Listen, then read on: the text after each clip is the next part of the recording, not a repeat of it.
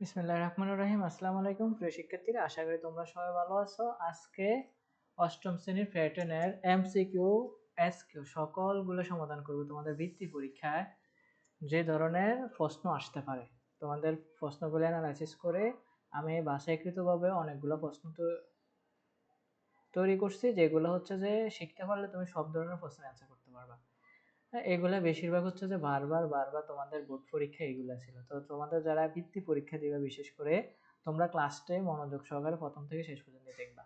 তো এখানে আমাদেরকে প্রথমে কি বলছে বৃত্তি পরীক্ষার্থীর জন্য আমি আবার করে বিশেষ করে বলতেছি যে আজকের ক্লাসটি তুমি করতে পারলে প্যাটার্নের সকল অঙ্ক তুমি করতে পারবা, সকল এমসিকিউ এসকিউ তুমি নিজে সমাধান করতে পারবা। তুমি নিজে নিজে আজকের ক্লাসে এটাতে সেরা হবা, এটা আমার অঙ্গীকার, ঠিক আছে?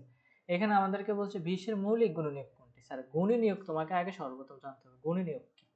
গুণনীয়ক হচ্ছে যে সংখ্যা দ্বারা বিভাজ্য যায়, মানে ভাগ যায়। 20-এর ভিতরে আমরা যে সংখ্যা দ্বারা ভাগ যায় আমরা 20-এর গুণনীয়কগুলো বাইর করতে পারি। তো যেমন 20-এ একে 20, 20-এ একে 20, ঠিক আছে?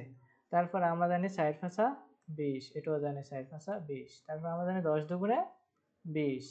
তাহলে 20-এর আর তো কোনো গুণনীয়ক নাই, গুণনীয়ক হচ্ছে এগুলা, এই জাস্ট যেগুলা দ্বারা বিভাজ্য গেছে, ভাগ গেছে। 20-এ একে 20, 4-5 20, 10 দুগুণে 20। এবার এখানে বলছে মৌলিক। স্যার মৌলিক হচ্ছে যে সংখ্যা দ্বারা অন্য কোনো সংখ্যা ভাঙানো যায় না। যেরকম এখানে দেখো, এখানে শুধু মৌলিক সংখ্যা আমরা কত পেতে পারি সেটি হচ্ছে আমাদের মূল কথা, ঠিক আছে? তো 20-এর মৌলিক গুণনীয়ক কোনটা? এখানে আমাদের 1 আছে, 5 আছে, 10 আছে, 20 আছে। তাহলে এক মৌলিক সংখ্যা হবে না স্যার। কেন? 1 একে 1 একই সংখ্যা দ্বারা গুণ করলে সেটা মৌলিক সংখ্যা না। একই রকম সংখ্যা দ্বারা যদি গুণ করে আমরা সংখ্যা পাই সেটা মৌলিক সংখ্যা না, মনে রাখবা। তো এইখানের মধ্যে 20 তো আমরা জানি কত, 4-5 20। তাহলে এখানে 5 আছে, 4 আছে। তো 4 4 একে 4, 4 কে আবার ভাঙানো যায় 2 দুগুণে 4। তাহলে 4 ও মৌলিক সংখ্যা না, এটা দুইবার ভাঙানো গেছে। এখানে আমাদের 10 আছে, তো 10 একে 10, একবার ভাঙানো গেল। তারপরে আবার 5 দুগুণে 10, কয়বার ভাঙানো গেল? দুইবার ভাঙানো গেল। তাহলে এটাও কি মৌলিক সংখ্যা না। শুধু আমাদের এখানে মৌলিক সংখ্যা আছে কত? 5। তাহলে 5 একে 5, শুধু 5টা একবার ভাঙানো গেছে, এক দ্বারা গুণ করা গেছে, মানে এটা ভাঙানো যায় না, দ্বিতীয়বার আর ভাঙানো যায় না, একবারে ভাঙানো যায়। সেটি হচ্ছে আমাদের মৌলিক সংখ্যা। আশা করি তোমরা বুঝতে পেরেছো মৌলিক সংখ্যা কোনগুলা। মৌলিক সংখ্যাগুলো হচ্ছে যে যেটা মাত্র একবার এক দ্বারা গুণ করা যেতে পারে, দ্বিতীয়বার কোনো সংখ্যা দ্বারা ভাঙানো যায় না, সেটি হচ্ছে আমাদের এখানে মৌলিক সংখ্যা। তাহলে আমরা এখানে মৌলিক সংখ্যা এক মৌলিক সংখ্যা না। কেন এক মৌলিক সংখ্যা না স্যার? একে একে এক পাওয়া যায়, এই কারণে এক মৌলিক সংখ্যা না। একই রকম অনেকে এক মৌলিক সংখ্যা দিয়ে দেবে, ঠিক আছে? এক মৌলিক সংখ্যা হবে না। তো তোমরা এখানে মৌলিক সংখ্যা হচ্ছে কত? 5। এটা হচ্ছে আমাদের কারেক্ট অ্যান্সার। তো আশা করি প্রিয় শিক্ষার্থীরা তোমরা এটা বুঝতে পেরেছো। এবার নিচের কোন সংখ্যাগুলো ফিবোনাক্কি সংখ্যা আমাদেরকে বলছে বাইর করার জন্য। তো ফিবোনাক্কি সংখ্যা কি স্যার? ফিবোনাক্কি সংখ্যা হচ্ছে যে তোমার পরবর্তী সংখ্যার সাথে আগের সংখ্যার সাথে পরের সংখ্যা যোগ করে যে সংখ্যা পাওয়া যায় সেটা ফিবোনাক্কি সংখ্যা। তো আমরা তো এটা মুছে ফেলি, যেহেতু আমাদের এইটার কাজ শেষ, আমরা এটা দূর মুছে ফেলি, তাহলে আমাদের ফিবোনাক্কি সংখ্যা বুঝতে পারা যাবে। যেরকম দেখো এখানে প্রথমে আছে কত? 1 নম্বরে 0 1 1। তাহলে 0 বাদে 1 এর সাথে 1 যোগ করলে কত হয় স্যার? 2, 2 এর সাথে 1 যোগ করলে কত হয়? 3। তাহলে আমরা একটা জিনিস পেলাম, এটা পূর্ববর্তী এবং পরবর্তী সংখ্যা যোগ করলে আমরা পরবর্তী সংখ্যা পাই। এই পূর্ববর্তী পরবর্তী সংখ্যা যোগ করলে আমরা পরের সংখ্যা পাই। এই পূর্ববর্তী পরবর্তী সংখ্যা যোগ করলে আমরা পরের সংখ্যা পাই। তো এরকম জিনিস থাকলে এটা ফিবোনাক্কি সংখ্যা পাবে। তাহলে এখানে কি ফিবোনাক্কি সংখ্যা হবে? দেখো এখানে 0 1 1, 2 1 এ যোগ করলে কত? 3, 3 এ 2 যোগ করলে কত?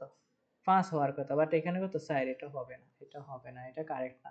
আর এখানে 0 0 যোগ করলে 1 কিভাবে হয়? হয় না। 2 1 এ যোগ করলে 3, বাট 0 0 যোগ করলে তো 1 হয় না। 0 0 যোগ করলে কি 1 হয়? তাহলে এটাও হবে না। তাহলে এখানে দেখো 0 2 যোগ করলে বলছে 4 হয়, তাহলে এটাও হবে না। তাহলে আমাদের প্রথম ক নাম্বার 0 1 এ যোগ করলে কত হয়? 1 হয়।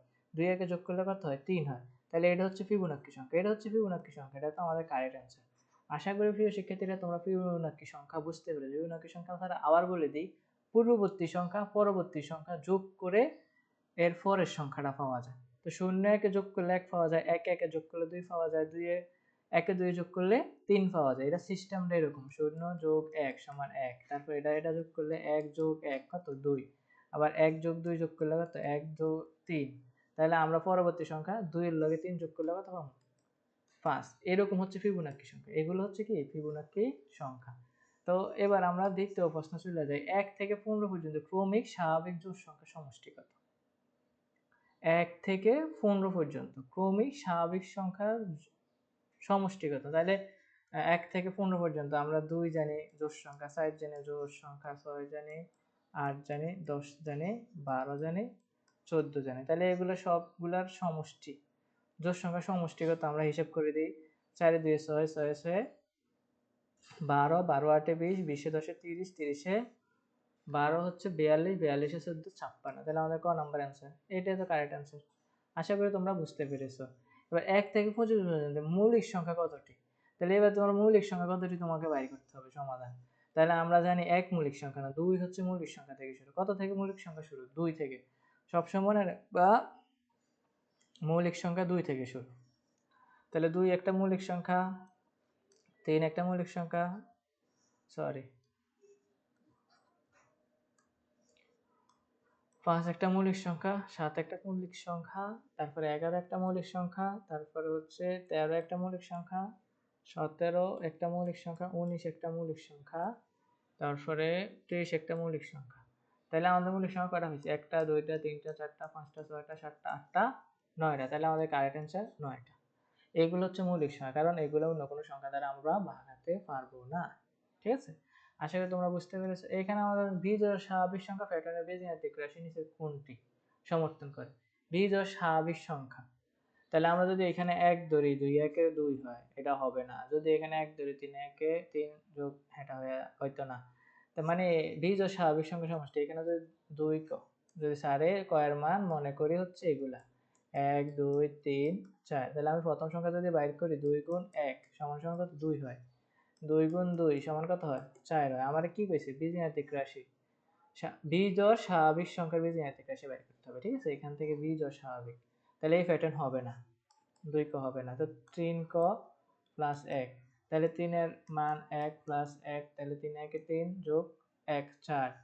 তো 3 2 প্লাস 1, 3 দুগুণে 6, 6 একে কত 7, আবার 3 3 3 তেরিকা 9, 9 একে কত 7 10। তাহলে এখানে যোগ সংখ্যা আসে, তাহলে এটাও হবে না, এটাও আমাদের হবে না। তাহলে এর পরবর্তীটা দেখি 2 ক মাইনাস 1, তাহলে 2 ক মাইনাস 1, তাহলে 2 একে 2 মাইনাস 1 1 হয়। আবার আমরা বলতে পারি 2 কয়ের মান 2 ধরলে মাইনাস 1, 2 দুগুণ আছে 4 এর 1 গেলে থাকে 3, তাহলে 2 3 মাইনাস 1, 3 দুগুণ আছে 6 এর 1 গেলে থাকে 5। তাই তো আমরা পেয়ে গেছি 1 3 5। তাহলে এটা হচ্ছে আমাদের কারেক্ট অ্যান্সার। আর এটা তো হবেই না, কারণ 3 একে 3, 3 দুগুণে 6, 3 তিরিকা 9, 3 ছেড়া 12 বাইর হবে, তো এটাও হবে না। তাহলে আমাদের কারেক্ট অ্যান্সার কত 2 ক মাইনাস 1। আশা করি তোমরা এরকম এমসিকিউ অনায়াসে সবগুলা আসলে দিতে পারবে। এরকম ভাবেই আসবে তোমাদের এমসিকিউ গুলো। স্যারে ওইভাবে বোর্ড প্রশ্নগুলো তুলে ধরছি যে এই বোর্ড প্রশ্নগুলো বেশিরভাগ বারবার তোমাদের পরীক্ষার মধ্যে এসেছিল। ঠিক আছে, তো বীজগাণিতিক প্যাটার্ন থেকে তো অবশ্যই 2 একটা এমসিকিউ আর এসকিউ থাকবেই। তো এখানে বলছে 1 3 7 13 21 তালিকার পরবর্তী সংখ্যা কত? তাহলে আমরা এগুলা তালিকার পরবর্তী সংখ্যা বের করতে হলে অবশ্যই কি করতে হবে স্যার? অবশ্যই সংখ্যার পার্থক্য দেখতে হবে কি অবস্থা। তাহলে 3 থেকে 1 গেলে 2, 7 থেকে 3 গেলে কত থাকে স্যার 4, 13 থেকে 7 গেলে কত থাকে 6 7 13, তাহলে 21 থেকে 13 গেলে থাকে এক দিক দিয়ে হচ্ছে যে কত 9, ঠিক না? 3 থেকে 9 হাতে রয়েছে 1, 21 থেকে 13 বাদ দিলে কত থাকে? 11 থেকে 3 গেলে থাকে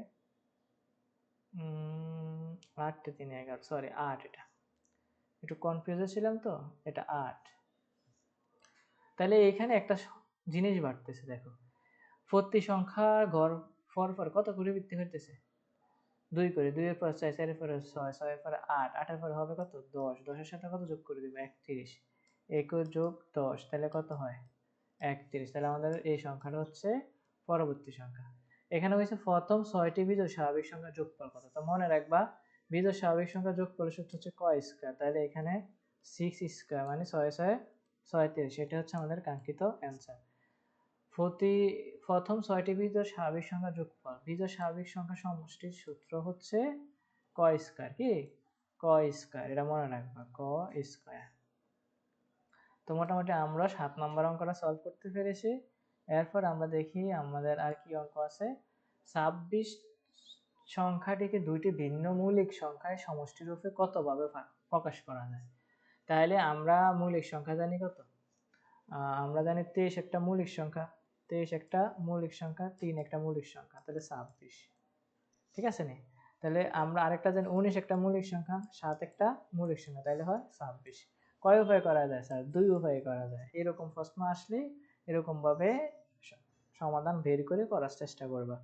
তো এখানে বলছে যে 1 যোগ 2 যোগ 3 25 কত, তাহলে আমাদের সমষ্টি সূত্র জানতে হবে। প্রথম সংখ্যা 1, শেষ সংখ্যা 25, পদ সংখ্যা 25, তাহলে আমাদের সমষ্টি সূত্রটা মান বসিয়ে আমরা এটা ক্যালকুলেশন করে দেব। সমষ্টি সূত্র আমরা সবাই জানি, প্রথম সংখ্যা কত 1 স্যার, গুণ শেষ সংখ্যা কত স্যার 25, তারপরে বাই প্রথম সংখ্যা যোগ শেষ সংখ্যা, সরি যোগ হবে, তো ইনটু পদ সংখ্যা হচ্ছে 25, তাহলে 25 একে যোগ করলে হয় কত স্যার 26, আর 2 আর ইনটু হচ্ছে 25, তাহলে 13 দুগুণে হয় 26, তাহলে 25 আর 13 আমরা গুণ করে দেব, 3 5 15, হাতে রয়েছে 1, 3 দুগুণে 6, 6 একে 7, তাহলে এই ইয়া দিয়ে 5 একে 5, তারপর 2 একে 2, তাহলে 5 5 7 12, 12 2, হাতে রয়েছে 1, 2 একে 3, 325, এই যে আমরা পেয়ে গেছি 325, এটা হচ্ছে আমাদের কাঙ্ক্ষিত অ্যান্সার। আশা করি তোমরা এই অঙ্কটাও বুঝতে পেরেছেন।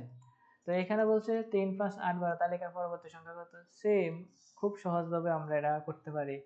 তো এখানে আমরা কত 3 5 8 12, তাহলে কত স্যার, 5 তে 3 গেলে 2, 8 তে 5 গেলে কত 3, 12 তে 8 গেলে কত 4, তাহলে প্রতিবার কত করে বৃদ্ধি হইতেছে 1 করে, তাহলে 12 এর লগে আমরা 5 যোগ করে দেব, 12 যোগ 5, যেহেতু 1 করে বৃদ্ধি হইতেছে তাহলে কত হয় 17, এটা হচ্ছে আমাদের কাঙ্ক্ষিত অ্যান্সার। এবার সেম ভাবে সমষ্টি, প্রথম সংখ্যা কত 1, শেষ সংখ্যা কত 20, তাহলে পদ সংখ্যা কত থাকবে 20 থাকবে, তাহলে আমরা 1 যোগ 20 ইনটু পদ সংখ্যাও 20, তাহলে 10 দুগুণে কত স্যার 20, তাহলে এখানে 21, 21 আর 10 যোগ করলে হয় 210, এটা হচ্ছে আমাদের কাঙ্ক্ষিত অ্যান্সার। এরভাবে শর্টকাট অ্যান্সার বের করার চেষ্টা করবা, যেহেতু তুমি বৃত্তি পরীক্ষা দিবা, সম্পূর্ণ নাম্বার নিজে আনার চেষ্টা করবা।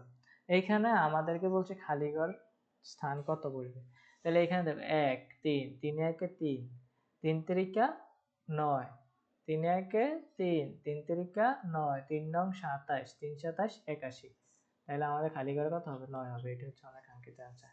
আর 30 থেকে 53 এর মধ্যে মৌলিক সংখ্যা কতটি, তো তোমরা মৌলিক সংখ্যাগুলা নিজে করার চেষ্টা করবে। স্যার মৌলিক সংখ্যা বলে দিছি কোন সংখ্যাগুলো, যে সংখ্যাকে কোনোভাবে ভাঙানো যায় না, ঠিক আছে, শুধুমাত্র একবার 1 দ্বারা গুণ করা যায় সেইগুলো হচ্ছে মৌলিক সংখ্যা, দ্বিতীয়বার ভাঙানো যাবে না যেগুলা। এখানে কয়টি হয় তোমরা অ্যান্সার বের করে যদি পারো কমেন্টে বলে দিবা, ঠিক আছে, তো কমেন্ট করে জানাইবা যে এখানে কত অ্যান্সারটা। তার পরবর্তীতে তোমাদের প্রশ্ন হচ্ছে এখানে 2 ক মাইনাস বি চিহ্নিত রাশি কোন সংখ্যা প্যাটার্ন নির্দেশ করে।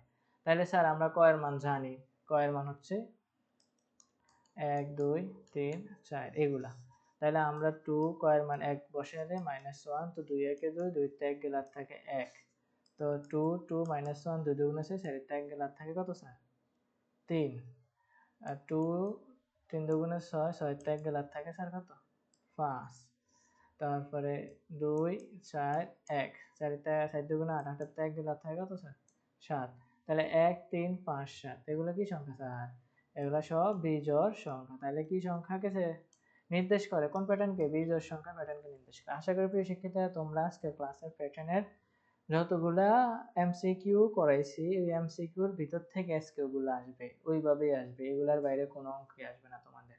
তো সবাই সুস্থ থাকবা, ভালো থাকবা, আর তোমাদের প্রত্যেকটা ভিত্তি পরীক্ষার ক্লাস আমার স্কুল একাডেমিতে নেওয়া হবে, তো তোমরা ক্লাসগুলো করার চেষ্টা করবে, আর ক্লাসগুলো করলে ইনশাল্লাহ তোমরা বৃত্তি পরীক্ষা দেখবে অনেক উপকৃত হয়েছো।